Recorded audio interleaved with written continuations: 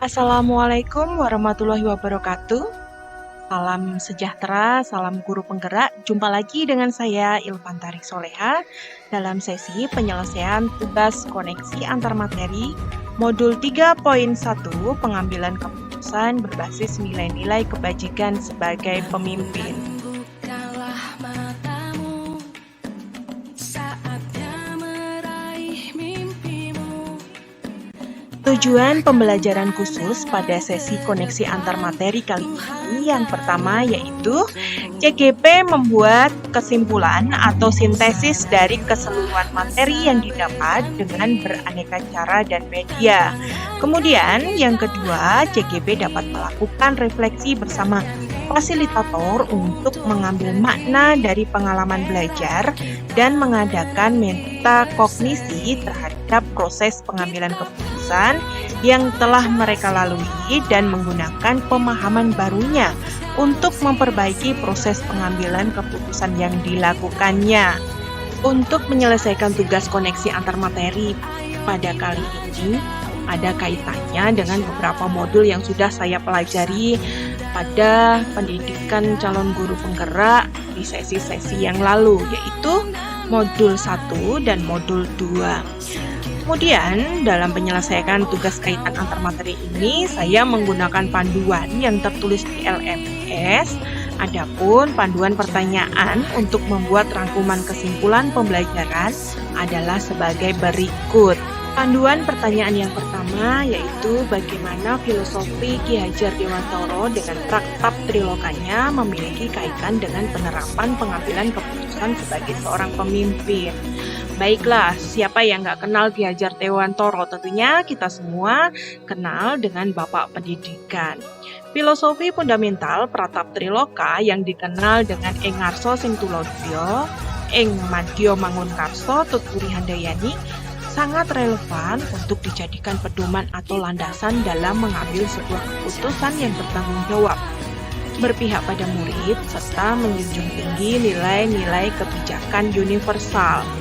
Ki Hajar Dewantara dengan filosofi Triloka memiliki pengaruh bagaimana seorang guru mengambil keputusan sebagai pemimpin pembelajaran. Semboyan yang pernah dicetuskan oleh Ki Hajar Dewantara dan sampai saat ini masih menjadi landasan berpijak pendidik adalah Ing Ngarsa Sing Tulodya, Ing Madya Mangunkarsa, dan Tutpuri Handayani, yang artinya adalah seorang pemimpin pembelajaran harus mampu memberikan tuntunan sesuai kodrat anak, baik kodrat alam maupun kodrat zamannya, agar anak tidak kehilangan arah dan membahayakan dirinya, serta mereka mencapai kebahagiaan dan keselamatan sebagai manusia dan anggota masyarakat. Dalam pengambilan keputusan di kelas akan membawa banyak perubahan positif. Budi pekerti atau karakter yang merupakan perpaduan perasaan dan kehendak. Budi pekerti adalah perpaduan antara cita, rasa, dan karsa. Kesempurnaan budi pekerti akan membawa anak pada nilai-nilai kebijaksanaan dengan memegang Pratap Triloka. Seorang guru harusnya menjadi sosok yang bisa mengambil keputusan yang berpihak pada murid dengan menerapkan 4 paradigma pengambilan keputusan, 3 prinsip resolusi dalam menyelesaikan dilema etika, dan 9 langkah dalam mengambil keputusan. Panduan pertanyaan selanjutnya yaitu bagaimana nilai-nilai yang tertanam dalam diri kita berpengaruh kepada prinsip-prinsip yang kita ambil dalam pengambilan suatu keputusan. Baiklah, saya akan mencoba menjawabnya.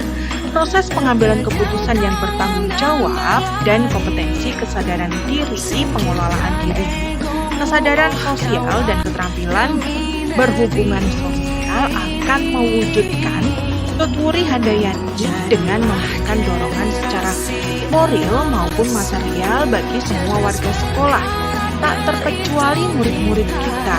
Nilai-nilai kebajikan yang tertanam dalam diri pendidik akan mewarnai setiap pengambilan keputusan. Nilai-nilai yang tertanam dalam diri seorang pendidik tentunya adalah nilai-nilai kebajikan. Nilai-nilai tersebut adalah nilai-nilai yang paling kita hargai dalam hidup dan sangat berpengaruh pada pembentukan karakter dan perilaku dalam membimbing kita untuk mengambil sebuah keputusan.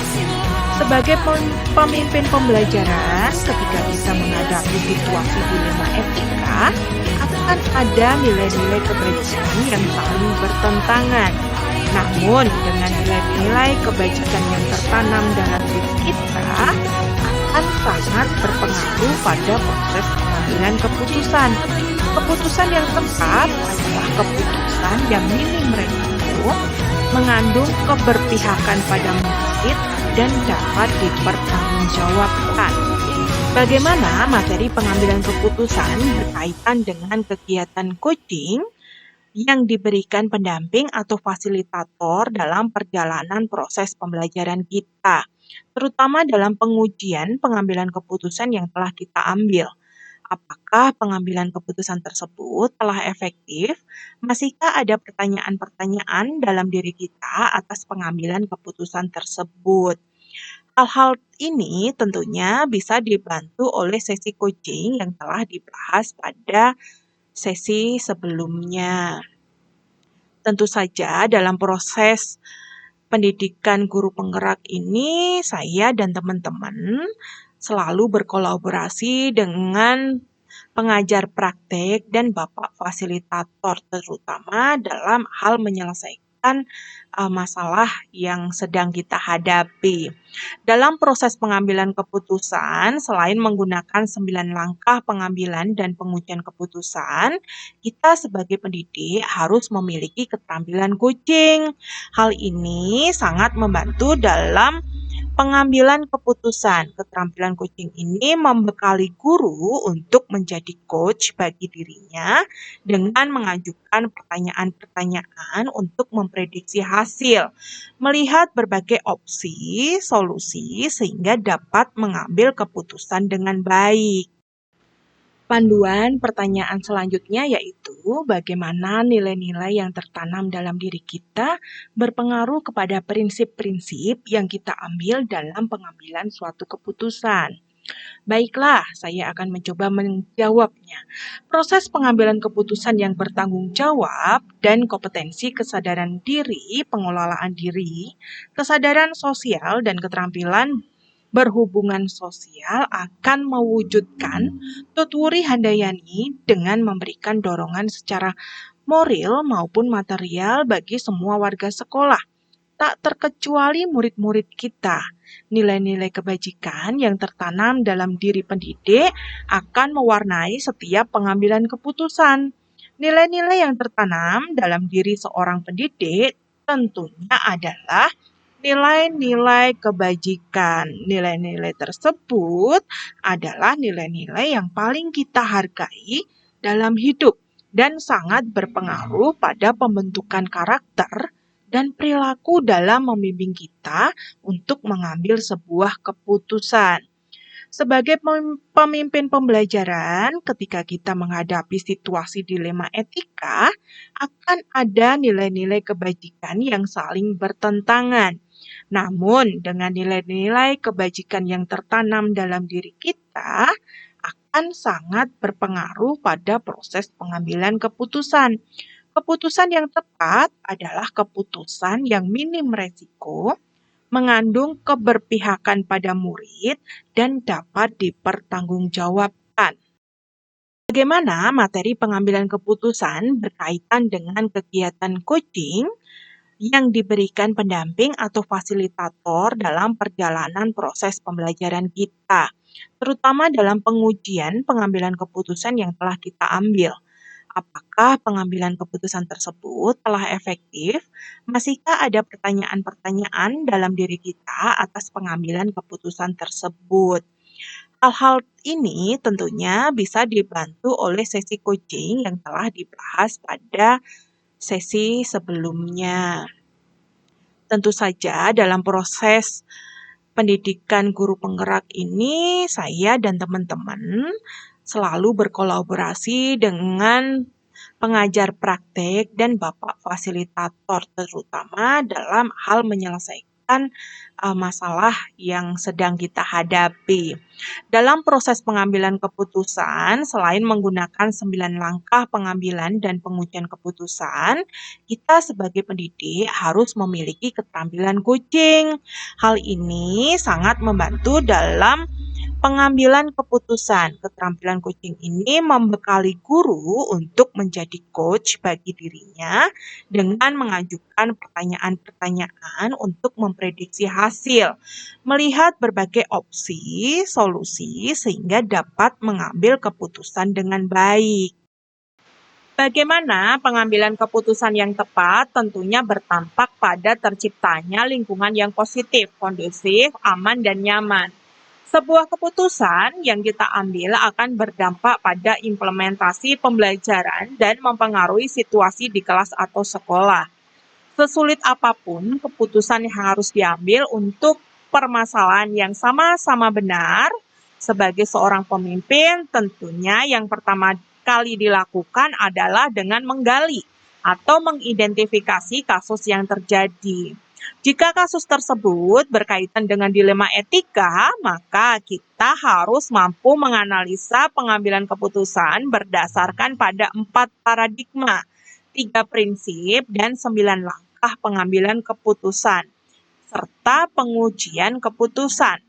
Kita juga perlu mendasarkan keputusan kita pada 3 unsur, yaitu berpihak pada murid berdasarkan nilai-nilai kebajikan universal dan bertanggung jawab terhadap segala konsekuensi dari keputusan yang telah kita ambil. Setiap keputusan yang kita ambil harus tepat dan bijak, berlandaskan nilai-nilai kebajikan, keteladanan, kebijaksanaan, dan tidak melanggar norma.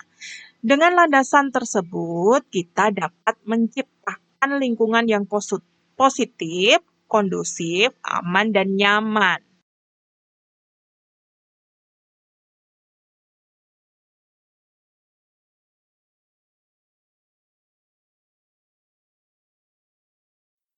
Apakah pengaruh pengambilan keputusan yang kita ambil ini dengan pengajaran yang memerdekakan murid-murid kita?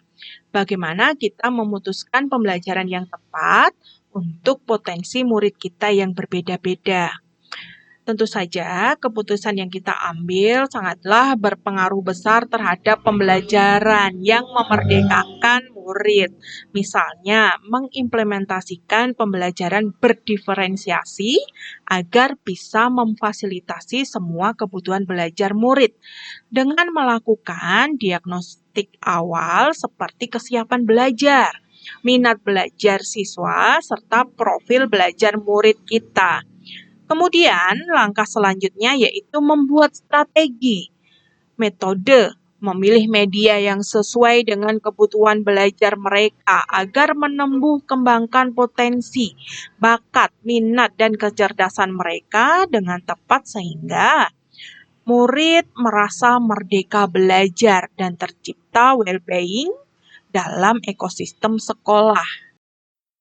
Bagaimana seorang pemimpin pembelajaran dalam mengambil keputusan dapat mempengaruhi kehidupan atau masa depan murid-muridnya?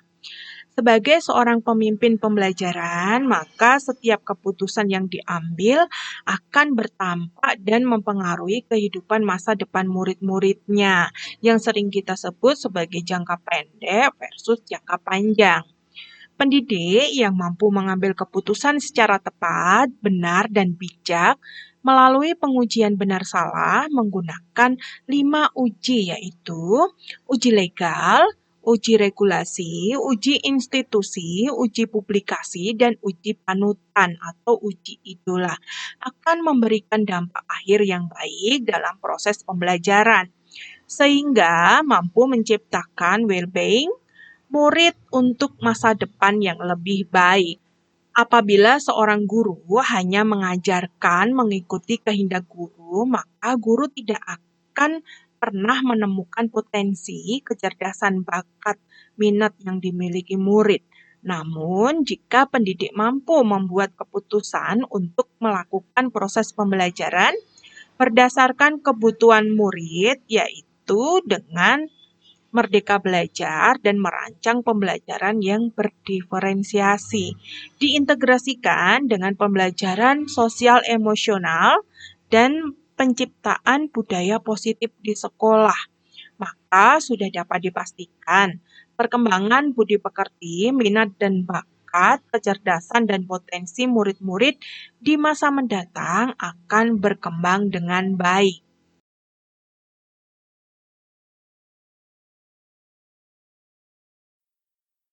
Apakah kesimpulan akhir yang dapat Anda tarik dari pembelajaran modul materi ini dan keterkaitannya dengan modul-modul sebelumnya? Tentu saja ada keterkaitan antara modul 3 ini dengan modul-modul sebelumnya. Dengan modul 1, keterkaitannya yaitu bahwa guru sebagai pendidik yang peran utamanya adalah menuntun segala kodrat yang dimiliki oleh anak, baik kodrat alam maupun kodrat zamannya, agar anak meraih kemerdekaan dalam belajar. Dalam proses menuntun, guru berperan sebagai pamong yang mengedepankan asas pratap triloka, yaitu ing ngarsa sing tulodo, ing madya mangun karsa, tutwuri handayani dalam kepemimpinannya di pembelajaran. Patrap Triloka Ki Hajar Dewantoro yang dikedepankan oleh guru dalam mengambil keputusan di kelas akan membawa kepada perubahan positif pada karakter budi pekerti anak. Sedangkan keterkaitan dengan modul 1.2 yaitu tentang nilai dan peran guru penggerak. Nilai khusus bagi guru penggerak akan menjadi role model bagi murid, yaitu mandiri, reflektif, kolaboratif, inovatif, dan berpihak pada murid. Tentunya akan sangat mempengaruhi paradigma dalam prinsip pengambilan keputusan seorang guru penggerak. Keterkaitan dengan modul 1.3 yaitu tentang visi guru penggerak melalui alur tirta dan bagja. Dalam proses pengambilan keputusan, guru harus pula mampu menjalankan visi dan misinya sebagai pemimpin pembelajaran. Sedangkan kaitan materi modul 3.1 dengan modul 2.1 dalam proses pengambilan keputusan yang berpihak pada murid. Kita bisa menerapkan salah satunya dengan pembelajaran diferensiasi yang bertujuan memfasilitasi kebutuhan belajar murid sehingga tercipta merdeka belajar dan well-being dalam kehidupan ekosistem sekolah. Selain itu, kaitannya dengan modul 2.2 tentang pembelajaran sosial emosional, keterampilan mengambil keputusan yang bertanggung jawab diperlukan kompetensi sebagaimana dipelajari pada modul 2.2 ini, yaitu tentang kesadaran diri, pengelolaan diri, kesadaran sosial, dan keterampilan berhubungan sosial. Proses pengambilan keputusan juga dilakukan dengan kesadaran penuh dengan berbagai pilihan dan konsekuensi yang ada. Jadi kaitannya dengan bagaimana kita memutuskan suatu permasalahan. Sedangkan keterkaitan modul 3.1 dengan modul 2.3 yaitu tentang kucing untuk supervisi akademik sangat membantu guru untuk menjadi coach bagi dirinya dengan mengajukan pertanyaan-pertanyaan untuk memprediksi hasil dan melihat berbagai opsi solusi sehingga dapat mengambil keputusan dengan baik. Keterampilan coaching membantu guru untuk mengambil keputusan dan menuntun segala kekuatan atau kodrat potensi murid agar mencapai keselamatan dan kebahagiaan sebagai manusia maupun anggota masyarakat. Sistem among ing ngarsa sing tulodo, ing madya mangun karsa tutwuri handayani menjadi semangat yang menguatkan keterampilan komunikasi guru dan murid dengan menggunakan pendekatan coaching serta dengan teknik coaching bagi guru lain dapat mendorong kolaborasi, mewujudkan kepemimpinan murid, dan menggerakkan komunitas praktisi yang ada di lingkungan sekolah. Dari keseluruhan keterkaitan materi tadi, kesimpulan akhir saya dari pembelajaran materi ini yaitu suatu kompetensi atau skill yang harus dimiliki oleh guru dan harus berlandaskan kepada filosofi KHD yang dikaitkan sebagai pemimpin pembelajaran secara sadar. Keputusan itu akan mewarnai pola pikir dan karakter atau budi pekerti bagi murid-murid. Dalam pelaksanaan proses pendidikan, seorang pendidik harus mampu melihat dan memahami kebutuhan belajar muridnya, serta mampu mengelola kompetensi sosial dan emosional yang dimiliki dalam mengambil sebuah keputusan sebagai pemimpin pembelajaran. Untuk dapat mengambil sebuah keputusan dengan baik, maka keterampilan coaching akan membantu kita sebagai pemimpin pembelajaran dengan menggunakan pertanyaan-pertanyaan untuk memprediksi hasil dan berbagai opsi dalam pengambilan keputusan. Guru sebagai pemimpin pembelajaran secara sadar mengambil keputusan bijak dengan mengedepankan regulasi kesepakatan kelas, keyakinan kelas untuk mewujudkan karakter dan budaya positif dalam kelas. Pengambilan keputusan harus bertujuan mewujudkan budaya positif dan dengan menggunakan alur bagja yang akan mengantarkan pada lingkungan yang positif, kondusif, aman, dan nyaman. Sejauh mana pemahaman Anda tentang konsep-konsep yang telah Anda pelajari di modul ini, yaitu mengenai dilema etika dan bujukan moral, 4 paradigma pengambilan keputusan, 3 prinsip pengambilan keputusan, dan 9 langkah pengambilan keputusan, dan pengujian keputusan? Adakah hal-hal yang menurut Anda di luar dugaan? Hal-hal yang menurut saya di luar dugaan adalah ternyata dalam pengambilan keputusan bukan hanya berdasarkan sesuai pemikiran saya saja, namun perlu melihat 4 paradigma, 3 prinsip, dan melakukan 9 langkah pengujian pengambilan keputusan. Selama ini saya berpikir terlalu cepat, sehingga keputusan yang saya ambil perlu ditinjau kembali agar tidak merugikan banyak orang. Setelah saya mempelajari modul ini, mungkin saya akan menerapkan semua hal-hal yang di atas tadi, serta dalam pengambilan keputusan, ternyata ada banyak penyelesaian yang kreatif, yaitu dengan investigasi trilema. Menjawab pertanyaan tentang sebelum mempelajari modul ini, apakah pernah Anda menerapkan pengambilan keputusan sebagai pemimpin dalam situasi moral dilema? Bila mana pernah, apa bedanya dengan apa yang Anda pelajari di modul ini? Oke, baiklah, saya akan menjawabnya. Sebelum mempelajari modul ini, saya pernah mengambil keputusan dengan situasi dilema etika, namun tidak mengikuti 9 langkah pengambilan keputusan. Keputusan yang saya ambil biasanya hanya dari 2 hal. Yang pertama, sesuai dengan regulasi dan tidak merugikan orang lain. Keputusan yang sering saya ambil berbasis rasa peduli, yaitu sesuai dengan intuisi seorang pendidik yang menerapkan sistem among kepada murid. Karena belum tahu ada uji pengambilan keputusan, saya tidak melakukan uji benar versus benar, tetapi ketika setelah mempelajari modul ini, tentunya saya merasa banyak perbedaan, terutama dalam bagaimana melihat kasus tersebut, bagaimana mengidentifikasi paradigma dari kasus tersebut, kemudian prinsip yang harus kita gunakan, dan bagaimana agar keputusan itu diterima, maka 9 langkah pengambilan keputusan ini bisa kita gunakan. Jadi perbedaannya yaitu tadi, dulu belum menggunakan, kalau besok insya Allah akan menggunakan alur yang benar. Sebelum mempelajari modul ini, saya berpikir bahwa pengambilan keputusan hanya berdasarkan hasil akhir, yaitu tidak merugikan banyak orang, serta rasa kasihan, yaitu berbasis rasa peduli, di mana saya sering menempatkan diri seandainya kita berada di posisi sebuah kasus tersebut. Ternyata ada banyak hal yang menjadi dasar pengambilan keputusan, yaitu ada 4 paradigma dilema, ya, individu lawan kelompok, rasa keadilan lawan rasa kasihan, kebenaran lawan kesetiaan, serta jangka panjang lawan jangka pendek.